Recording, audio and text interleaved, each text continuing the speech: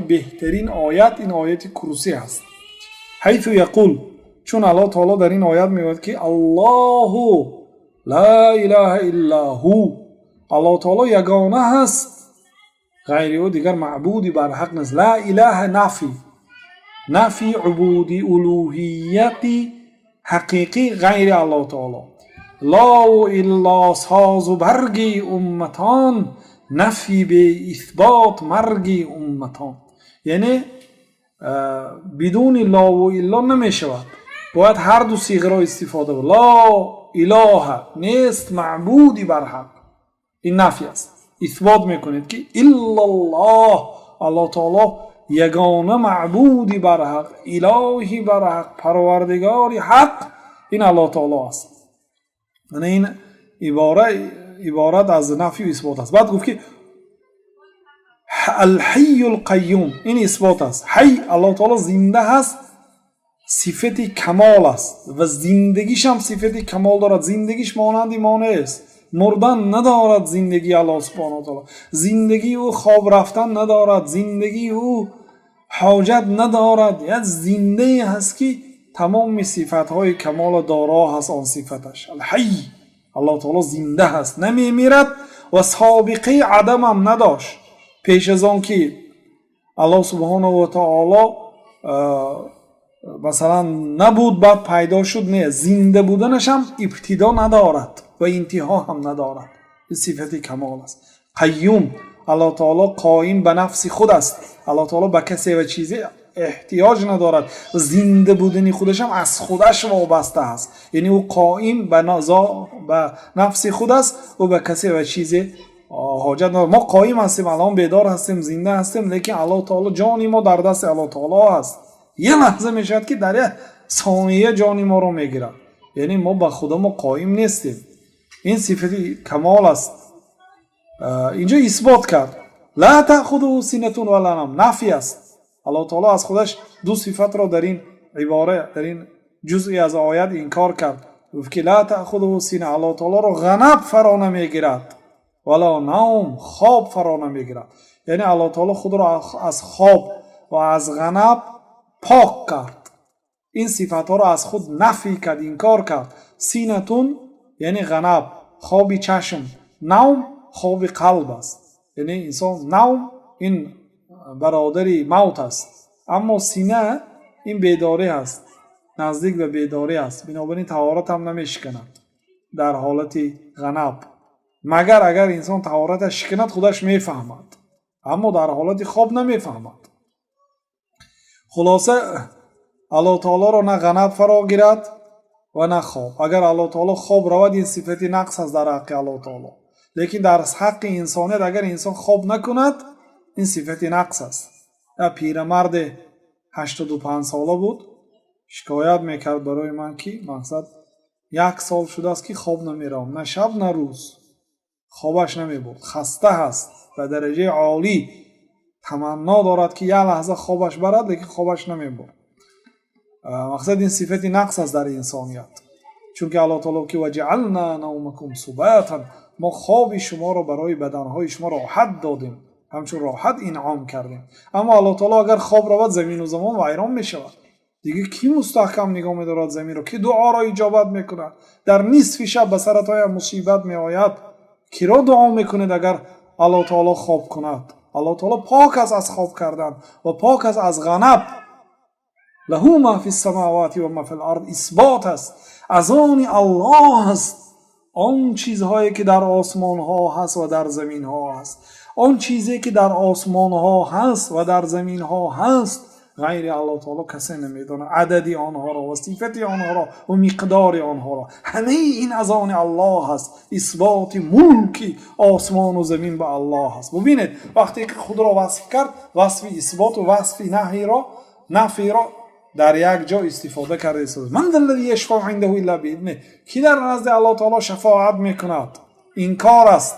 انکار شفاعت در نزد الله تعالی، یعنی هیچ کسی حق شفاعت کردن کسی را در نزد الله تعالی ندارد. یعنی هیچ کس شفاعت از کلمه شفع جفت گرفته شده است. وقتی که بنده سوال میکند این پاک است، وقتی که یک بنده دیگرم اومده به او پیوست شد و همون طلبی او را دو کسه شده اگر طلب کند جفت میشه، شفاعت میشه، قبولش نزدیکتر است. خب کیست آن شخصی که در نزد الله تعالی کسی دیگر را شفاعت میکند؟ انکار است. الا باذنه اثبات است، مگرم با اجازت الله تعالی. اگر الله تعالی راضی باشد از شخصی شفاعت کننده و از شخصی شفاعت شونده، اگر الله تعالی راضی شود بعد اجازت میدهد برای شفاعت کردن و شفاعت میکند. این اثبات شفاعت حق و انکار شفاعت باطل. یعلم ما بین ایدیهم و ما خلفهم، الله تعالی میداند آن کارهایی که سپری شد در نزد بنده ها، گذشت، زمان گذشته را میداند، و ما خلفهم گذشته، ما بین ایدیهم آینده، آن کاری که به نزدیکی میشود، ثانیاً میشود، پگاه و فردا میشود، این الله تعالی میداند. اثبات صفت علم، اثبات صفت علم به الله تعالی که الله تعالی میداند آن کاری که شد و آن کاری که میشود. ولا یحیطون بشیء من علم، علم الله تعالی را مردم احاطه کرده نمیتواند. الله تعالی علم ما را احاطه کرده میتواند. استاد علم شاگردش را احاطه کرده میتواند. احاطه یعنی چی؟ هر چیزی که شاگرد میداند و استاد میداند، مثلا چون که خودش تعلیم داده است.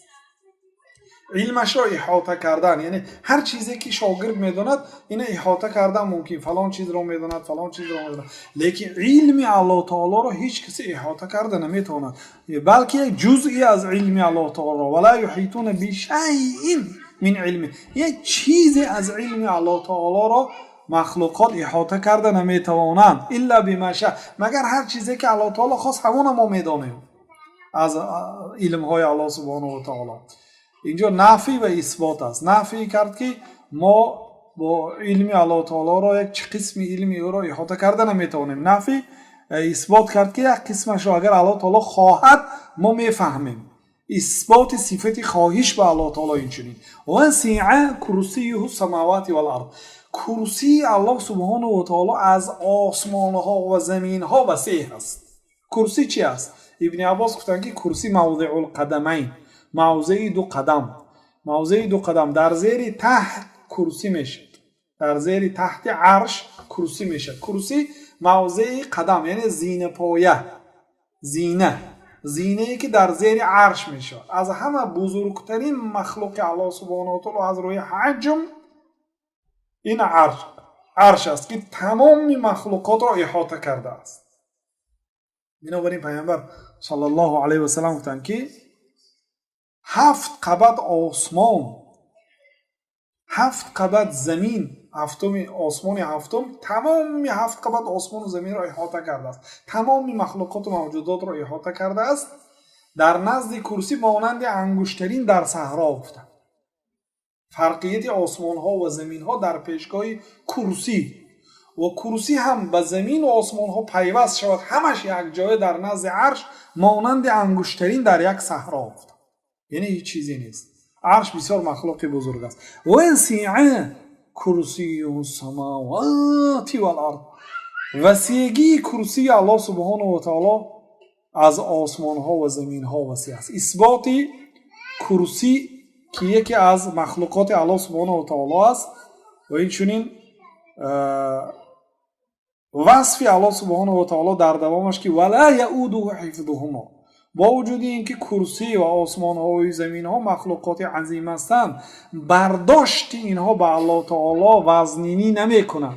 ولا یؤوده لا یثقله، یعنی این وزنینی نمی کند حفظ آسمان ها و زمین ها. آسمان ها معلق است برادران، زمین ها معلق است، الله تعالی نگاه می دارد آسمان ها و زمین ها را، و برداشتن آسمان ها و زمین ها همه وقت به الله تعالی وزنینی نمی کند. این دلالت به قوت، کمال قوت الله سبحانه و تعالی می کند.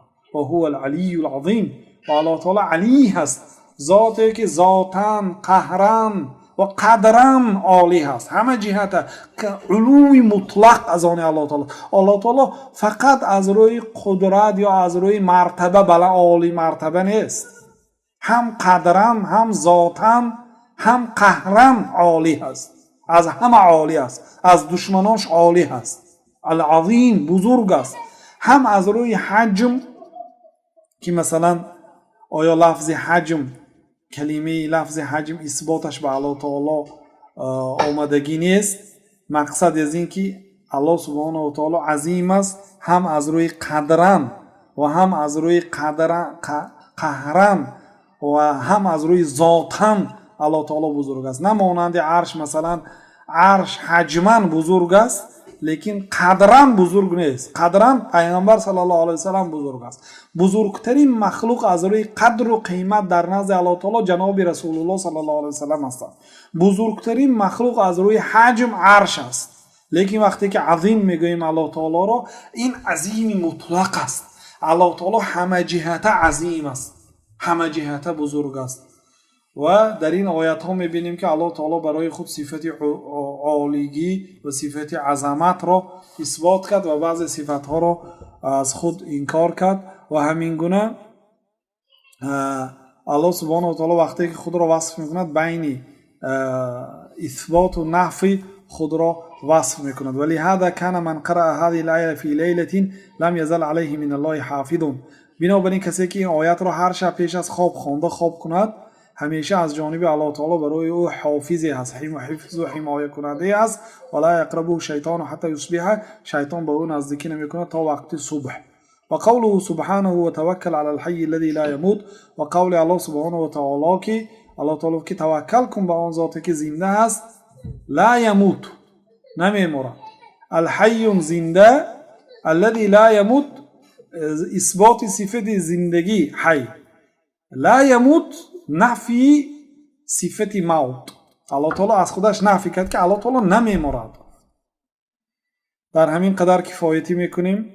وقتی که به همین دو، یکی آیت کرسی بود، یکی سوره اخلاص بود، اگر نظر کنید الله سبحانه و تعالی خود را وصف کرد و بعضی صفاتهای کمال را به خودش اثبات کرد و بعضی صفاتهای نقص را از خودش نفی کرد. همین گونه در تمام قرآن الله سبحانه و تعالی وقتی که خود را وصف کردنی شود، وصف او بین نفی و اثبات است و این چنین وصفش در حدیث های پیامبر صلی الله علیه و سلم هم بین نفی و اثبات است. اهل سنت و الجماعت الله تعالی را همان گونه وصف میکنند چه خیلی که الله تعالی خود را وصف کرده است و همان گونه وصف میکنند که چه خیلی که پیغمبرها الله تعالی را وصف کرده است. والله تعالی اعلم و صلی الله و سلم علی نبینا محمد و علی آله و صحبه اجمعین.